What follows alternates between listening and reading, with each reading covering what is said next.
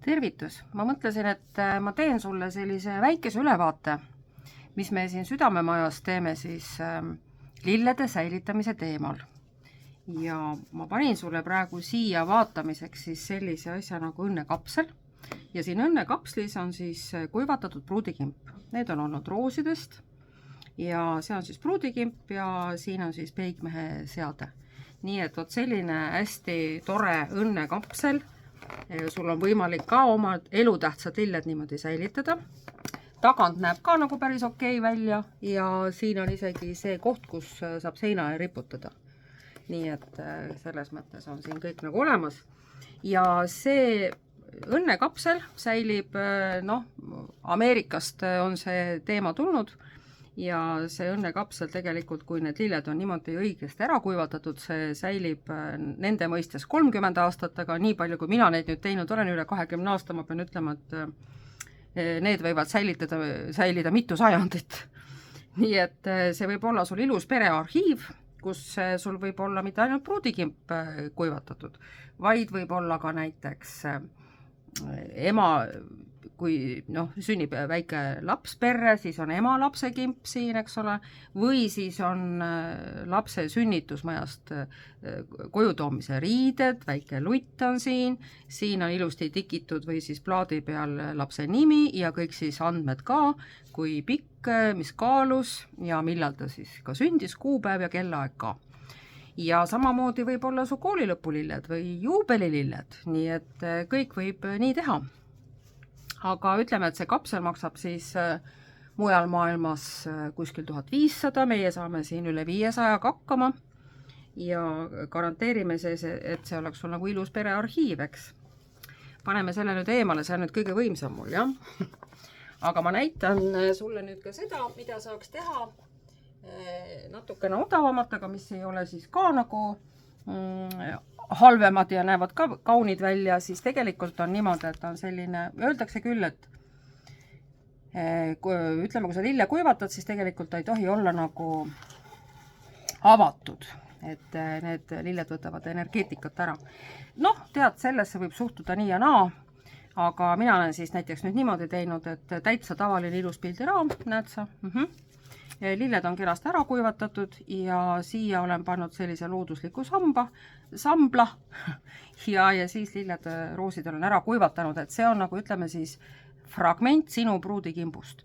Ja miks üldse pruudikimp oleks vaja kuivatada? Mul on siin mingisugune oma mõttekäik ka sellele ja see on umbes niimoodi, et sellel päeval pruudi käes olnud lilled pruudikimbus, pruut hoiab neid, tohutu õnnehetk, kõik õnnitlevad, palju häid soove energeetiliselt, eks. Ja see nagu laeb nii palju minu meelest seda kimpu, et seda pärast nagu säilitada, minu meelest oleks nagu hästi tore, et kui sul on pärast võib-olla elus selline, nagu see elu on meil sinusoidiline, on võib-olla natuke raskemad ajad, vaatad oma pruudikimpu, meenub see kõik need õnnehetked ja leiad jälle jõu edasi minna.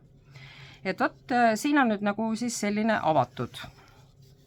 Ja see loomulikult, need siin saab kõik 100-150 kätte, oleneb, kui palju sul lilli on. Aga lilled ma näitan pärast seda kuivatamise tehnoloogiat ka. Nii, siis on igasuguseid erinevaid raame, näed, see on niisugune ilus pisikene nunnuraam. Näed, niisugune armas, näed, ilusti võib siin sul kuskil öökapi peal seista, võib rippuma panna, eks ole, ka jälle fragment pruudikimbust. Nii, kuidas sul siin parem näha on, fragment pruudikimbust, jälle väga iluseks. Ja nüüd on niimoodi, et kui sinul on nüüd pulmad tulemas või sul on mingid muud tähtsad lilled vaja ära sättida, siis mul on nagu hästi palju erinevaid raame. Siia muidugi tulevad need kuplid nüüd peale. Kuppel on tegelikult sellepärast, et ei tuleks nagu tolmu peale. Et see tolmu teema on selline, et see nagu sööb kroonlehed nagu ära ja sa ei saa siit kuidagi seda tolmu ära ka. Nii et kuppel on nüüd kõikidel nende raamide peal. Neid raame mul on hästi palju erinevaid. Ja nende hinnad jäävad sinna kõik 100-150 kanti, aga et siis meil ei mahu siia terve pruudikimp, vaid siis lihtsalt ainult fragment pruudikimbust. Ja kui see ümar sulle nagu võib-olla nagu ei sobi, sest tegelikult see lahendus on ju kõik, ta on ju 3D lahendus, eks ju. Tegelikult on see 3D, pruudikimp pealt vaates. Ja siis on veel näiteks selline, et lihtsalt on selline ka nagu pilt, aga niisugune sügav pilt, klaas on siin peal ja kogu see 3D läheb siis siia alla, siis on sul variant, kas sa paned ta ka niimoodi jälle kuskile seisma ilusasti, eks ju, või siis riputada siis kuskile. Võib siis niipidi panna, võib niipidi panna. Nii et sellised variante on, et kui sul need pulmad on tulemas, siis sul on nagu väike mõttekäik, et säilita kindlasti oma pruudikimp ära, teda ära viska. Ja ma näitan sulle, missugused lilled tegelikult välja näevad. Ameerikast tuleb mul keel, millega ma neid kuivatan ja näiteks see on nüüd tegelikult valge. Aga valge jääb alati natuke teistmoodi, oleneb kui palju on siia ka kemikaale pandud lille kasvamise ajal. Ja kui sa nüüd ära kuivatad, siis tegelikult see värv, ütleme see vorm, lill iseenesest nagu jääb ja enamjaolt värv ka, noh valge läheb natukene siis kollakamaks, aga et see vorm kõik ilusasti nagu jääb, aga ta on natuke kollakam. Ja näiteks nüüd ütleme, siin me nagu teeme teda veel eritöötlusega, siis me saame selle valge värvi nagu tagasi. Kuidas me teda eritöötleme, seda ma ei räägi, see on väike saladus, aga näed, siin on kohe erinevalt näha, eks ole, nüüd on tavaliselt kuivanud, eks ole, ja siin on eritöötluse läbinud roos. Nii et sa saad tegelikult väga tõetruu lillekimbu siis ilusasti raami panna, raami võimalused ma näitasin ära. Ja nüüd ma teen siin veel selliseid ühte praegust tööd, ma näitan ka, kus ma ta pärast panen, näiteks siin on niisugune pisike kerbera. Näed, see on nagu väga tõetruu värviga jäänud kuivamisel. Siin me oleme ta juba nüüd üle ka lakkinud, et ta siin ära ei laguneks ilust, eks ju. Et niimoodi ta on nagu hästi tore. Ja näiteks ma näitan siis, kuidas jäävad ka rohelised lehed. Rohelised lehed jäävad ka niimoodi, et näiteks see on nüüd naturaalselt kuivanud täiesti ilma eritöötuseta, eks ole, nii. Aga siin oleme juba meie natukene eritöödelnud. Ja juba tuleb see õige värv tuleb tagasi, mis tal tegelikult algselt ka oli, et see kuivamine võtab natuke seda värvi ka nagu vähemaks, nii et praegu see on nüüd see materjal, millest ma hakkan kokku panema siis uut siis tööd ja uus töö on siis, mis mul tegelikult pruudile esimesel pulma aastapäeval, see on nüüd tema vanakimp, aga see on nüüd juba looduslikult niimoodi ära kodus niimoodi õhu käes kuivanud, et temaga ei anna meil midagi teha, me lihtsalt näeme siin ära selle vormi ja värvi. Aga talle nüüd kingiti pulma aastapäeval, esimesel pulma aastapäeval kingiti siis kimp, mille me siis ära kuivatasime. Ja siis me saime temast nagu ilusa materjali. Nii, ma kohe seda näitan ka, siin on osaliselt, mul on siis kõik olemas. Näed, siin on siis osaliselt need materjali kõik olemas, mis me siis kokku hakkame panema siin. Ja kuhu me siis paneme, leppisime siis niimoodi pruudiga kokku, et me paneme siis sellisesse ilusasse, näed, niisuguse klaasanumasse, kui võib siis niimoodi öelda, jah. Et siit ta käib lahti, siia me ilusti me paneme ja võt siis see klaasanum on selline, kus me saame teda igale poole kodus nagu panna.